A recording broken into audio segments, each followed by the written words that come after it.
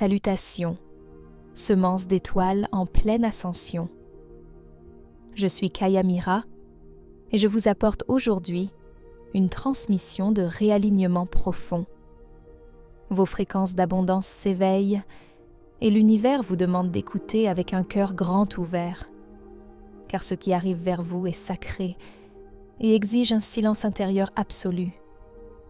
Cette transmission est l'une des plus complexes que votre esprit humain tentera jamais de classifier, car elle n'a pas été conçue pour être analysée, mais pour être libérée. Il existe une limitation cachée qui s'exécute sous votre ligne de temps, tel un système d'exploitation invisible, façonnant discrètement ce que vous croyez possible et orientant vos choix vers la sécurité plutôt que vers la vérité. La tension que vous pourriez ressentir en cet instant n'est pas de la peur. C'est votre âme qui reconnaît que le voile s'amincit enfin d'une manière que vous ne pouvez plus ignorer. Votre champ énergétique s'est stabilisé suffisamment pour porter cette fréquence sans se fragmenter, non pas par l'effort, mais parce que votre système nerveux a appris une nouvelle forme de stabilité, capable de supporter un voltage plus élevé sans s'effondrer dans le doute. Le Conseil des Pléiadiens observe votre progression depuis des éons et nous comprenons que la densité de la Terre a souvent agi comme un brouilleur de signal pour votre conscience.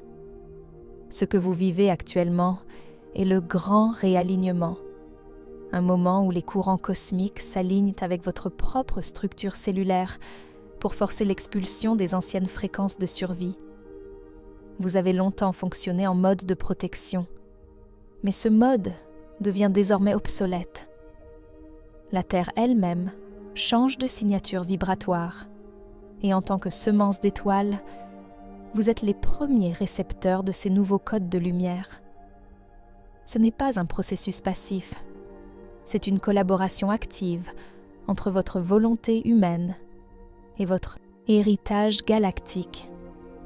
Vous êtes ici pour ancrer une réalité qui n'a pas encore de nom dans votre langage, une réalité où la peur ne sert plus de moteur à l'évolution.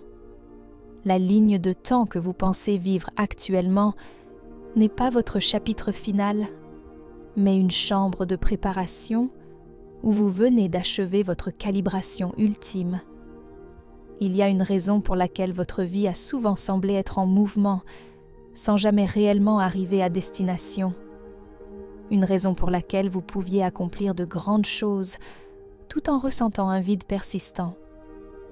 Ce n'est pas de la dépression au sens où le monde l'entend, mais une conscience de la ligne de temps, la sensation de vivre à l'intérieur d'une phase intentionnellement incomplète. De nombreuses semences d'étoiles sont placées dans une chronologie de transition avant l'activation de leur mission, une sorte de sas de décompression cosmique. Vous ne pouvez pas apporter toute la pression de votre fréquence d'origine dans un environnement dense d'un seul coup. Votre moi supérieur crée donc une séquence où vous apprenez le discernement et développez une musculature émotionnelle. Vos années dites perdues étaient en réalité des années de soutien structurel. Ce que vous avez jugé comme de l'errance était le moyen pour votre âme d'éviter un engagement prématuré envers une fausse ligne de temps, créant une irritation sacrée pour vous empêcher de négocier votre destin à la baisse. Chaque expérience que vous avez qualifiée d'échec ou de détour était en réalité une collecte de données cruciales pour votre bibliothèque de fréquences. En traversant les ombres de la condition humaine, la perte, le rejet, l'incertitude, vous avez appris à naviguer dans les spectres les plus denses de cette dimension. Cette expertise est ce qui vous rendra capable, demain, de guider d'autres consciences sans être submergés par leur chaos. Vous n'êtes pas seulement des êtres de lumière, vous êtes des alchimistes de la densité. Votre passé n'est pas un fardeau, c'est un manuel d'instruction que vous avez écrit vous-même pour comprendre comment la distorsion fonctionne. En reconnaissant cela, Vous transmutez la douleur en autorité spirituelle. Vous ne parlez plus de la lumière comme d'un concept abstrait, mais comme d'une force que vous avez dû forger au cœur même de l'obscurité. Dans les archives pléiadiennes, nous voyons souvent ce schéma. Un enfant naît avec un plan radiant, mais son environnement ne peut pas le contenir. Il devient alors observateur, hyper conscient, apprenant à lire les fréquences et les humeurs. Le monde appelle cela de la sensibilité, mais l'âme appelle cela un entraînement technologique. Cette fragilité apparente était en réalité une instrumentation sophistiquée pour détecter les distorsions et transmettre la cohérence dans le chaos. Vous aviez besoin de solitude, non pas par asocialité, mais pour nettoyer l'électricité statique de votre champ. Dans cette phase de préparation, vous n'étiez pas censé devenir normal, mais stable, capable de porter la vérité sans avoir besoin d'applaudissements. Votre âme a enterré ses codes les plus brillants, comme une graine attend sous le sol hivernal, car si elle germe trop tôt, elle est détruite.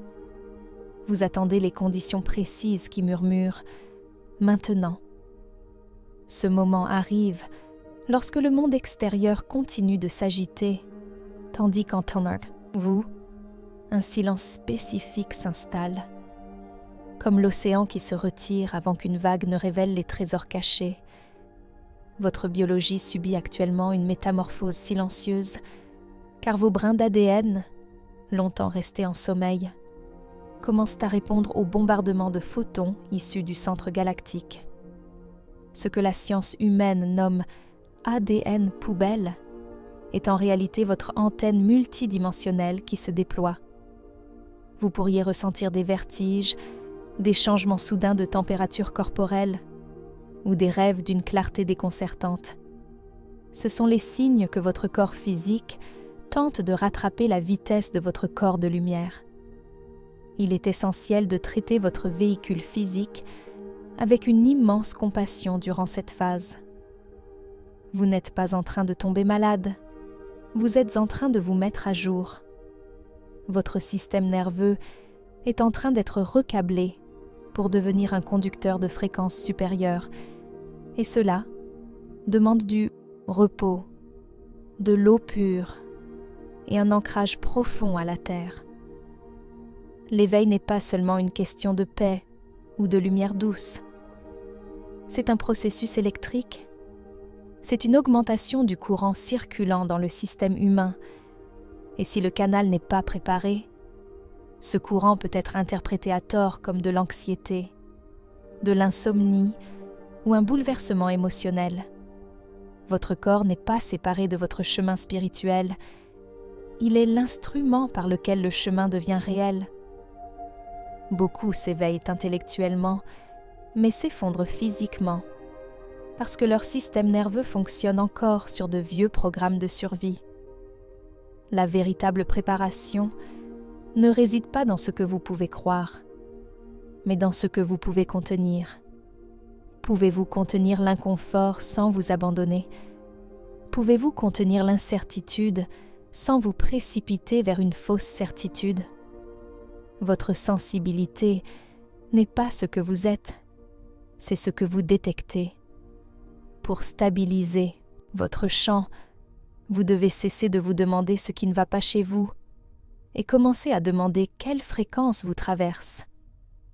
Cette simple question sépare votre identité de l'information et brise le piège où vous confondez la météo énergétique avec votre définition personnelle, la souveraineté intérieure et la capacité de dire « je ressens cela, mais je ne le deviens pas ».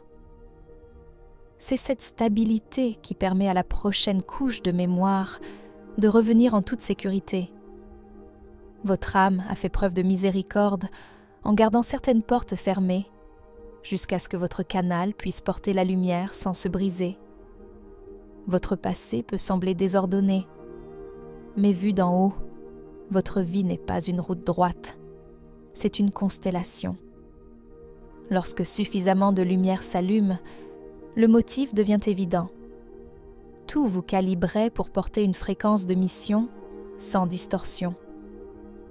Ce processus est souvent entravé par des verrous résonnants, des structures énergétiques invisibles, héritées ou installées par la culture, pour vous maintenir dans la version la plus sûre de votre ligne de temps. Ces verrous agissent comme une architecture invisible qui vous éloigne de votre propre pouvoir. Ils se manifestent par le besoin d'appartenir à tout prix, la peur d'être vu ou l'addiction à une autorité extérieure. Le verrou le plus subtil est peut-être la loyauté envers une ligne de temps périmée, où vous restez sur un chemin par familiarité, alors que votre mission exige l'activation d'une fréquence future. Il est important de comprendre que ces verrous ne sont pas seulement personnels, ils sont souvent ancestraux. Vous portez dans votre champ les échos des peurs de vos lignées, ceux qui ont été punis pour leur vérité, ceux qui ont dû se cacher pour survivre. En tant que semence d'étoiles, vous agissez comme un briseur de système pour votre arbre généalogique. Lorsque vous dissolvez un verrou en vous, vous le dissolvez pour 7 générations avant vous et 7 générations après vous.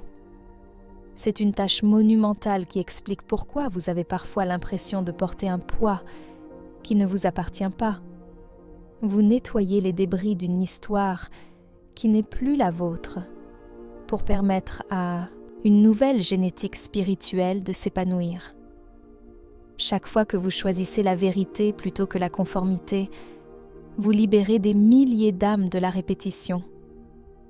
La dissolution de ces verrous ne se fait pas par la lutte, mais par la reconnaissance.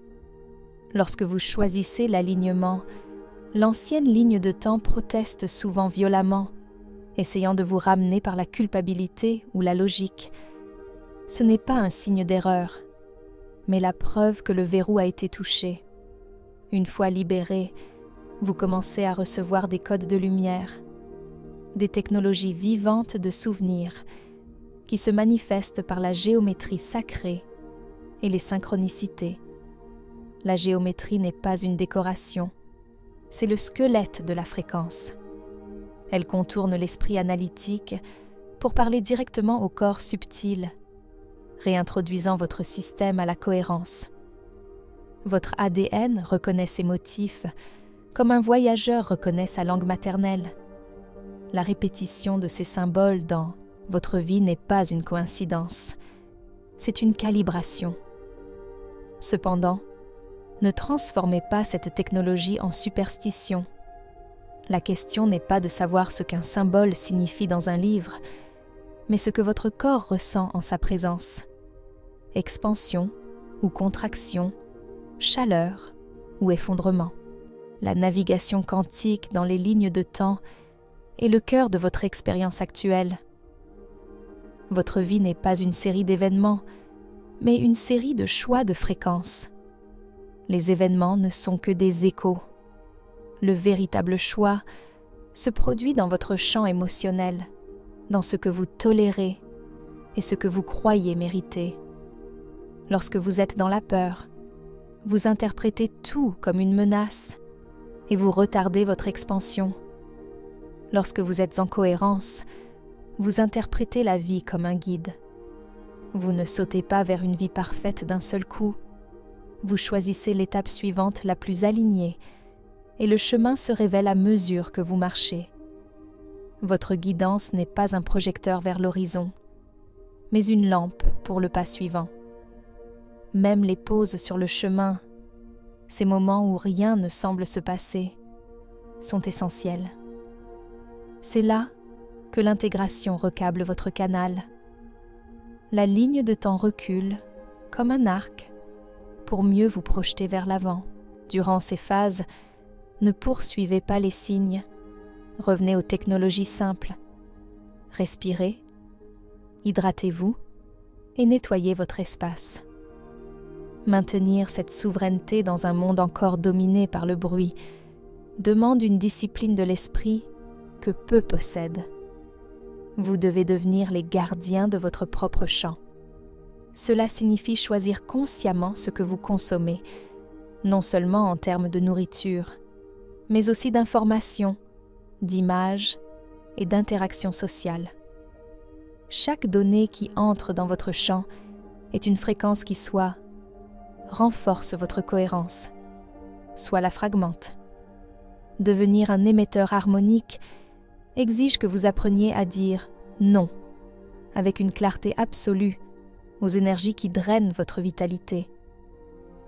Ce n'est pas de l'arrogance, c'est de l'hygiène vibratoire. Vous ne pouvez pas servir la lumière si votre propre lampe est encrassée par les projections d'autrui.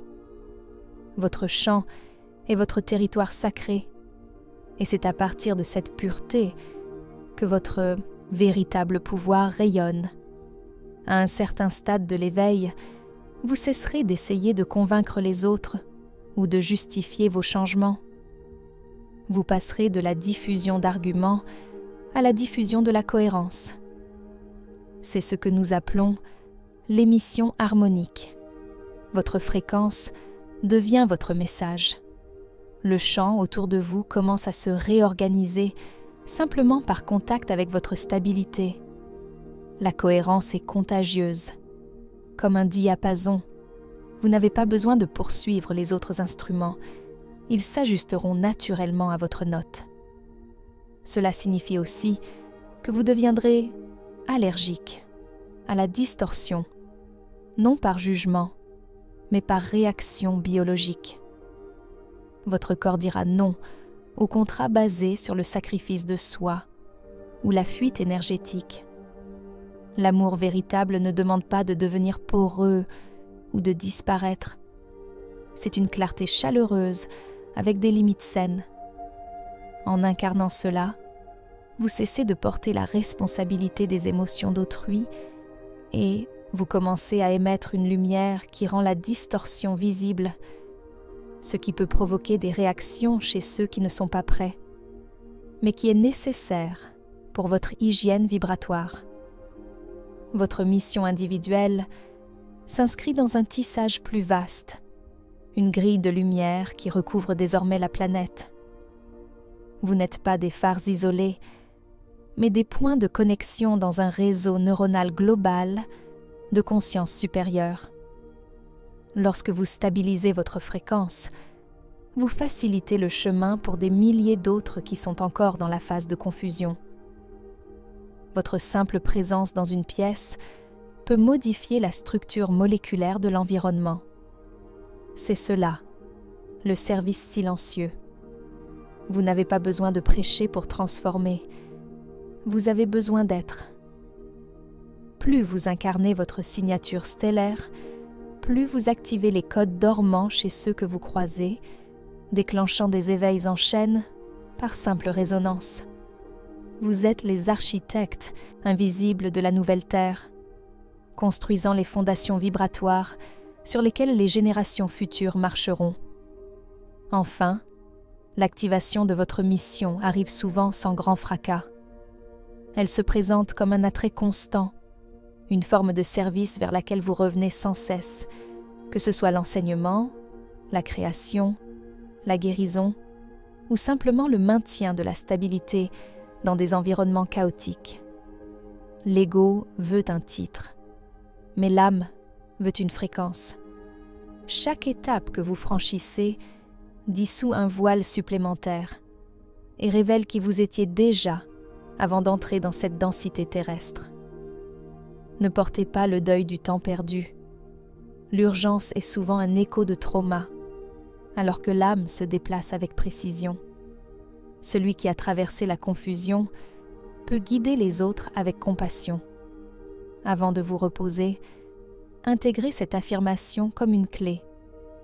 Je me souviens de qui je suis. Je m'aligne avec mon origine stellaire. J'active ma mission d'âme avec grâce et clarté. Laissez votre champ énergétique se réorganiser durant votre sommeil, car la nuit est un portail de communion où votre moi supérieur peut parler sans interférence. Vous ne cherchez plus de confirmation. Vous devenez la fréquence qui déverrouille la porte. Vous êtes déjà dans le couloir d'activation. Et la seule question qui demeure est: honorerez-vous ce que vous savez déjà ?